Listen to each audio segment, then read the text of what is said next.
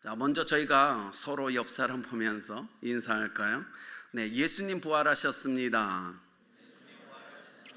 네, 감정도 없고, 네, 표정도 없고, 그러지 마시고 웃으시면서 같이 다시 한번 인사할까요? 예수님 부활하셨습니다. 네, 오늘 제가 여러분과 함께 이 부활의 메시지를 좀 나누고 싶습니다. 너무 기뻤어요. 오늘 우리 그 예배 전에 우리 고등부가 부활절이라고 저한테 꽃과 선물을 줬어요. 양말을. 네, 너무 감사한데 먼저 본문 말씀을 나누기 전에 영상을 보고 여러분과 나누기를 원합니다. 죽음에 대해서 한번 진지하게 고민해 본 적이 있나요? 언젠가 나에게도 죽음이 올 때 내가 어떤 마음으로 그 죽음 앞에 서 있을까? 그러면 내가 어떻게 살아가야 될 것인가? 현대에 있어서의 가장 큰 문제는 죽음이 죽어버린 거다. 이 사람들이 생각하는 삶하고 죽음하고 경계를 한번 좀 볼 수 있는 공간인 것 같아요. Come here to spend their last days because they believe if they will die in the city, then they can achieve the moksha, which is salvation.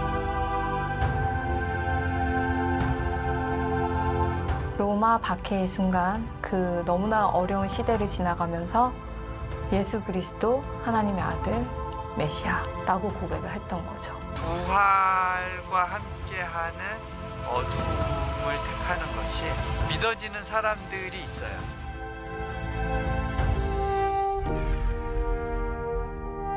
당시 제 상태는 허리, 가슴, 척추, 골반 쪽에 뼛속까지 암이 이미 퍼져 있었고 어떻게 나한테 이런 일이 있지? 나는 그러면 죽는 거야? 살고 싶지 않다. 전화가 와서 저한테 우리 교회 사람들이 나를 위해서 축복이 돼주고 있어. 기도를 시작했어 한 타이밍부터 제가 부작용이 없어진 거예요. 내가 아직 암에 걸린 게 문제가 아니라 내 영혼이 완전히 죽어 있었구나라는 걸 알게 됐거든요. 야, 내가 암에 안 걸렸으면 어쩔 뻔했어? 암은 이제 봤더니 선물이었어. 죽음은 희망이구나. 그럴 수 있다. 아플 수도 있고 가는 과정이 고통스러울 수도 있고 근데 고통 없는 부활은 존재하지 않는다는 것이죠. 상은 이게 부활의 증거인데 오늘날 우리 사회에서는 이 상흔을 가진 교회, 상흔을 가진 성직자, 또 상흔을 가진 신앙 하는 사람이 한 폭이 드물다. 나에게도 이 상흔이 없다.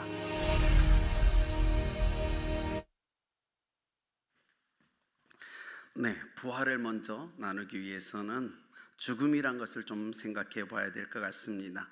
2020년 촬영된 부활 그 증거라는 다큐를 찍었던 배우가 있습니다. 천정은 씨죠. 기독교인의 전도 방식이 너무 마음에 들지 않았고 회개하고 천국 가란 말이 너무 싫었던 배우였다고 얘기합니다. 회개란 말 너무 무례하게 자기에게 다가왔던 말이었고 그래서 자기 생각에 기독교만 너무 나대네 라는 생각을 자기가 평생을 가지고 살았다고 합니다. 그런데 누군가가 와서 예수님이 십자가에서 너를 위해서 죽었어 라는 말을 할 때 이 천정은 배우는 누가 나를 위해서 죽어 달랬어? 내가 미안해해야 돼? 이런 마음이 굉장히 강했다고 얘기합니다. 그런데 2012년도 그의 몸에 암이 발견됩니다. 암 판정을 받고 극심한 고통과 두려움으로 좌절하던 이 천정은 배우가 누군가로부터 당신의 암 치유를 위해서 교회가 기도하고 있다는 말을 듣고 마음의 문을 열기 시작했다고 합니다. 암이 치유됐는데 재발해서 여러분 100회에 달하는 여러분 항암 치료를 받았던 배우 중에 하나였죠.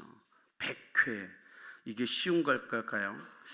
근데 예수님을 믿고 성도들의 기도를 통해서 부작용을 이겨냈고 고통이 몰려올 때마다 그는 기도로 승리했다고 얘기합니다. 그래서 그녀가 이렇게 얘기합니다. 천국은 따놓은 당상이니까 주님 뜻대로 하세요. 부르시면 가고 남겨두시면 감사함으로 살겠습니다. 이것이 그의 고백이었다고 얘기하죠. 그녀는 자신이 암에 걸렸다는 그 사실이 큰 문제로 다가온 것이 아니라 예수님이 부활하신 게 사실이라면 믿어질 때, 그 부활이 믿어질 때 죽음은 끝난 게 아니라는 그 사실 때문에 자기가 안도감을 얻었다고 얘기합니다. 십자가를 보면서 이분이 나를 위해서 돌아가셨구나, 그리고 이분이 나를 위해서 부활하셨구나라는 십자가의 의미가 깨달아졌을 때 자기가 평생에 가장 큰 통곡과 울음을 터뜨렸다고 얘기합니다. 그리고 그녀가 이렇게 합니다. 현대인들의 모든 삶이 죽음 이후 부활이라는 미래에 맞춰질 수만 있다면 우리는 완벽한 삶을 살 수 있을 겁니다 라고 얘기했어요. 여러분 어떻습니까? 여러분의 삶은 부활이라는 이 미래에 맞춰져 있으십니까? 사진이 있어요. 우리 천정은 배우의 사진 혹시 있나요? 있으면 보여주시고요. 여러분, 인생에서 최고의 두려움, 그가 책을 썼죠. 나는 주님의 것입니다 라는 배우예요. 인생에서 두려움의 최고봉은 죽음이라고 얘기할 수 있겠죠. 여러분, 왜 우리가 병에 걸리면 두려워합니까? 우리가 왜 가난을 두려워하죠? 우리가 왜 전쟁과 서로 간의 싸움을 두려워합니까? 그 이면에는 죽음이란 것이 깔려있기 때문에 그렇습니다. 그런데 오늘 성경에 이 죽음이 두려워서 숨어있는 제자들의 모습, 크리스찬들의 모습이 나타납니다. 오늘 보십시오. 19절에 안식 후 첫날 저녁 때에 제자들이 유대인들을 두려웠어요. 제자들도 두려웠습니다. 그런데 성경은 마태복음 10장 28절에 이렇게 얘기하죠. 몸은 죽여도 영혼은 능히 죽이지 못하는 자들을 두려워하지 말고 오직 몸과 영혼을 능히 지옥에 멸하실 수 있는 이를 두려워하라. 성경은 끊임없이 육을 죽이는 것 아니고 영까지 멸하시는 하나님만 두려워하라고 하는데 잘 안 됩니다. 이것이 우리의 한계라는 거예요. 보이지 않는 하나님보다 보이는 인간을 두려워하며 인생을 살아가는 것이 인생인 것 같습니다. 오늘 이 제자들은 유대인들이 예수님을 죽였으니 우리도 죽일 거야 라는 두려움, 즉 죽음이 사람의 손에서 결정된다는 이 생각이 그들을 무력하게 만들었어요. 무기력하게 만들었어요. 여러분, 그런 예수님의, 그런데 이들이 어떻게 하죠? 바로 부활하신 예수님을 통해 생명을 다스리고 죽음을 다스리는 분이 사람이 아니다라는 놀라운 깨달음을 그들이 얻은 겁니다. 부활이 바로 증거죠. 조금 전까지 예수님이 그들 앞에 나타나기 전까지 죽음은 사람의 손에 달렸다고 생각했어요. 저들이, 유대인들이 나를 잡으면 예수님처럼 우리를 죽일 거야, 권세는 저들 손에 달려있다고 생각을 했어요. 그러나 부활하신 예수님이 그들 앞에 나타나자 그들은 확신을 갖습니다. 아니구나, 죽음은 주님의 권세 아래 있구나라는 걸 확실히 깨닫는 놀라운 은혜가 그들에게 이루어졌죠. 사랑하는 성도님들, 이 부활주일 여러분 혹시 오늘 이 다락방에 모여있는 제자들처럼 죽음이 두려우십니까? 사람이 두렵지는 않으십니까? 질병이 두렵지는 않으세요?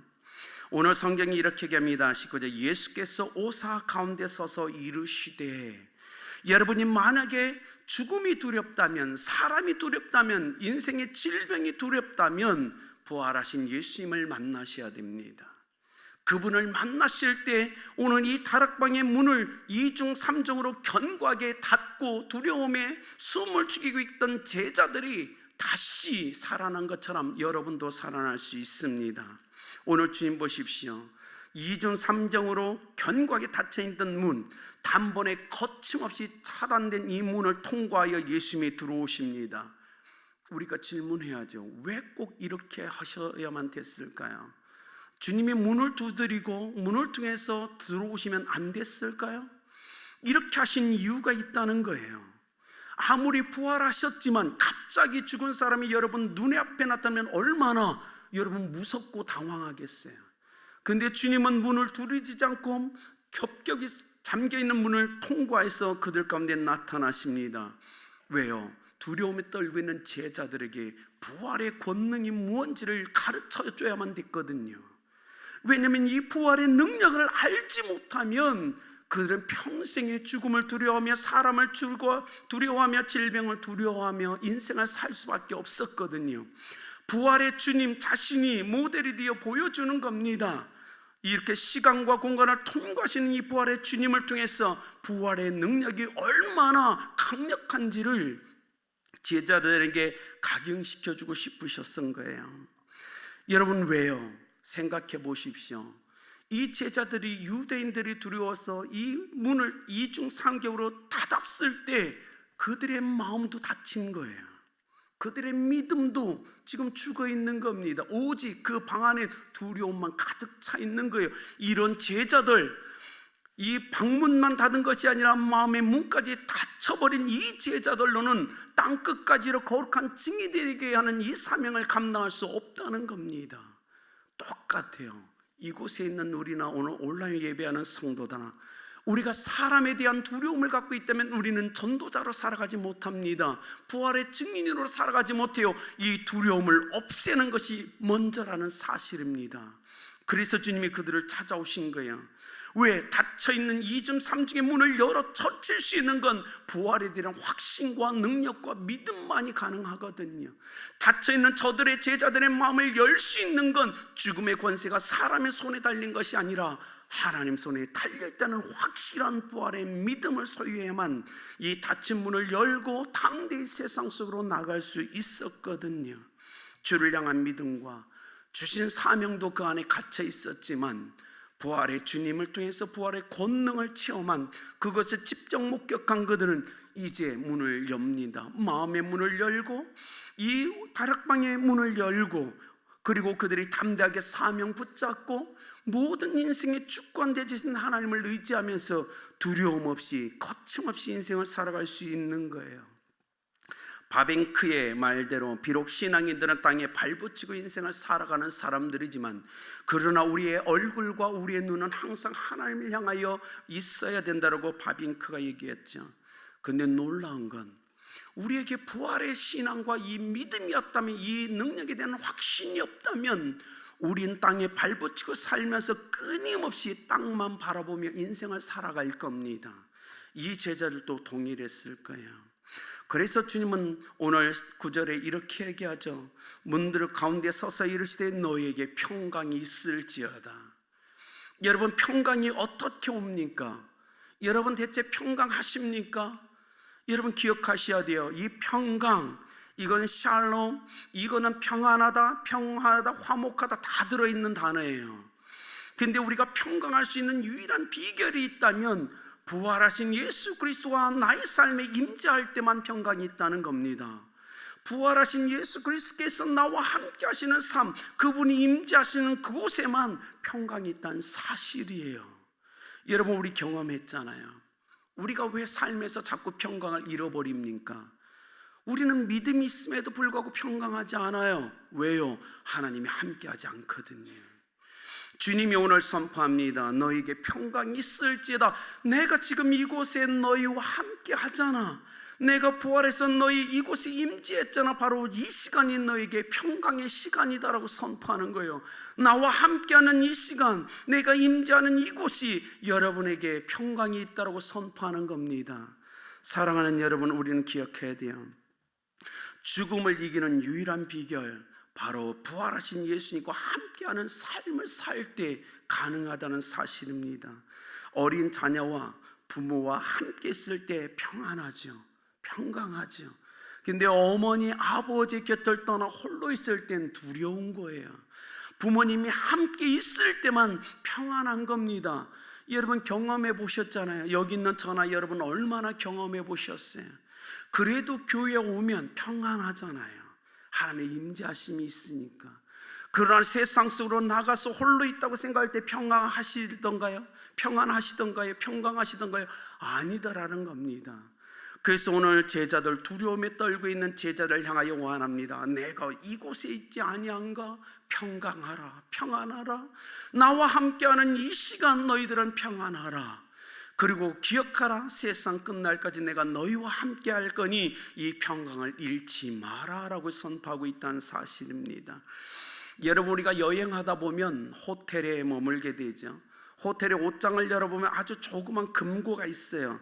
그리고 뭐라고 하죠? 귀중품을 거기에 보관하라고 써 있습니다. 그리고 거기에 글귀가 있어요. 더 귀중한 것은 호텔 프론트에 맡기세요. 호텔 프론트에 맡기지 않은 물건에 대해서는 분실 시 책임을 지지 않습니다라고 얘기하죠. 여러분, 주님은 어떨까요? 주님은 여러분이 맡긴 것만 책임져 줄 겁니다. 주님께 맡기지 않은 걸 책임져 주지 않아요. 부활하신 하나님께 모든 걸 다 맡기셔야 됩니다. 부활하신 예수님께 모든 것을 맡기고 인생을 살아가는 것이 바로 그리스도인의 삶이 되어야 된다는 거예요. 사랑하는 성님들, 평강한 삶을 원하십니까? 원하신다면 부활의 주님과 함께 동행하시며 다 맡기세요. 20절, 그래서 얘기합니다. 이 말씀하시고 손과 옆구리를 보이시니 제자들이 주를 보고 기뻐하더라. 이들은 예수님이 부활하셨다는 사실을요, 아직도 못 믿고 있는 거예요. 이것이 문제예요. 그런데 주님이 그들을 위해서 확실하게 보여주죠. 손과 옆구리를 보여주면서 나다라고 보여주는 겁니다. 부활을 믿지 못하면 육신의 죽음이라는 이 두려움과 근심 때문에 무기력하게 인생을 살 수 있는 존재, 그것이 우리들이기에 주님은 본인이 정말 죽으셨고 부활하신 주님이란 걸 정확하게 증거해 주십니다. 여러분, 목적은 하나입니다. 마음의 문을 열라, 이 다락방의 문을 열라, 그리고 담대하게 세상을 향하여 두려움의 벽을 허물고 나가라라는 메시지를 주고 싶은 거예요.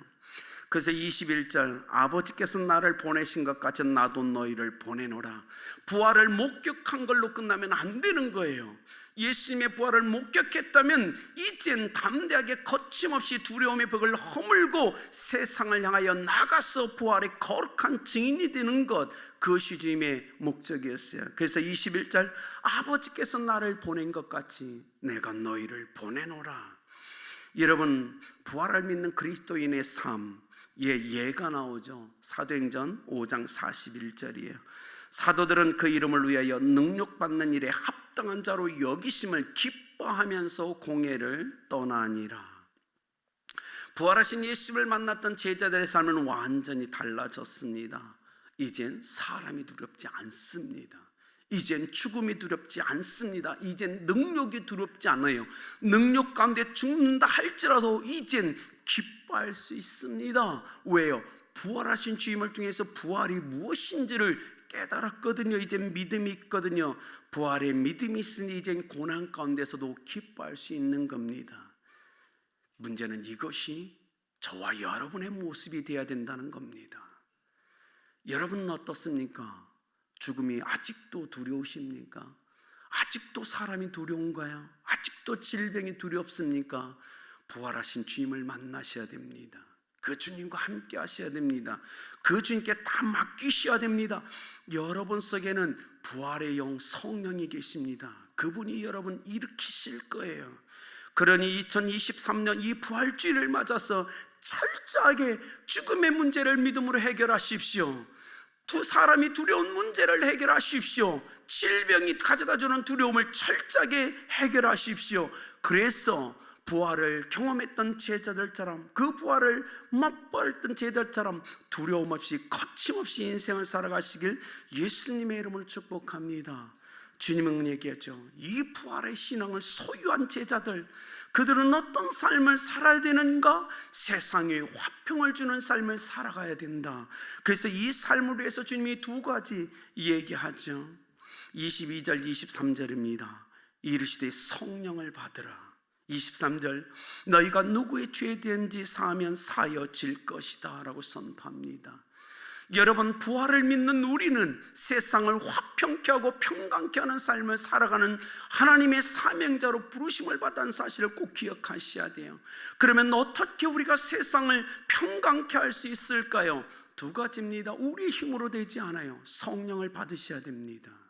성령의 능력이 필요합니다.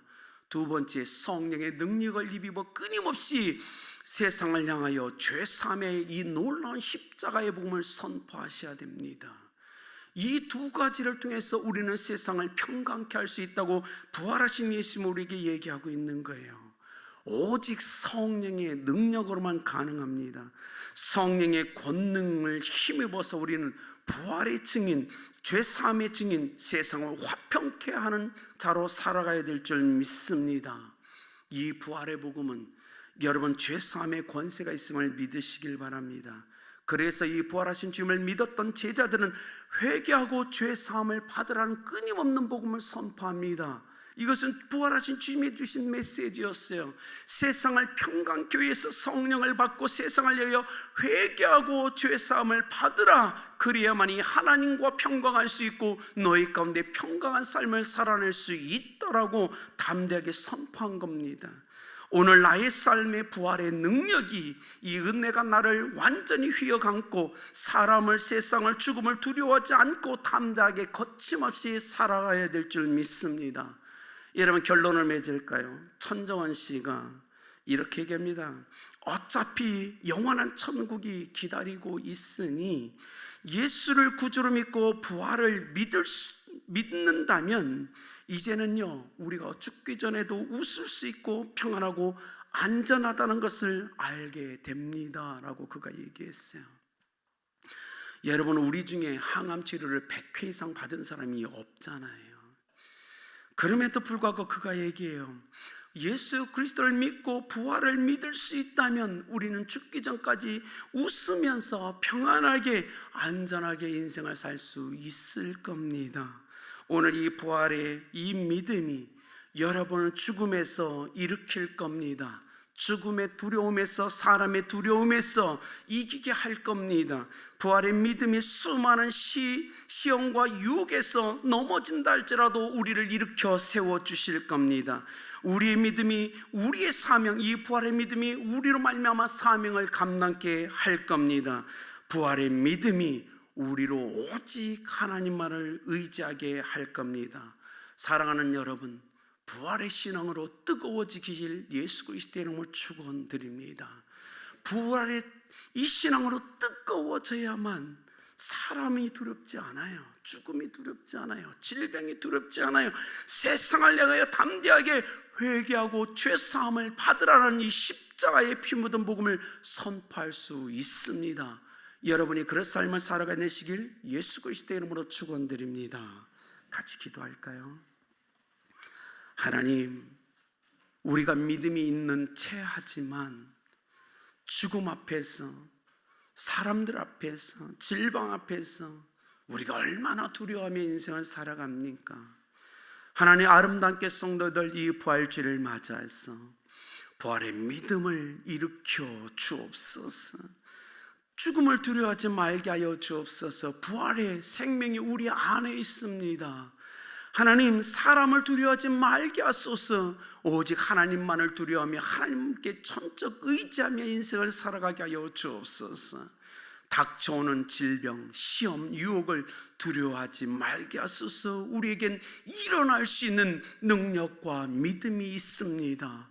아름답게 성도들을 그렇게 붙잡아 주시고 축복하여 주실 줄 믿사오며 예수님의 이름으로 기도드렸습니다.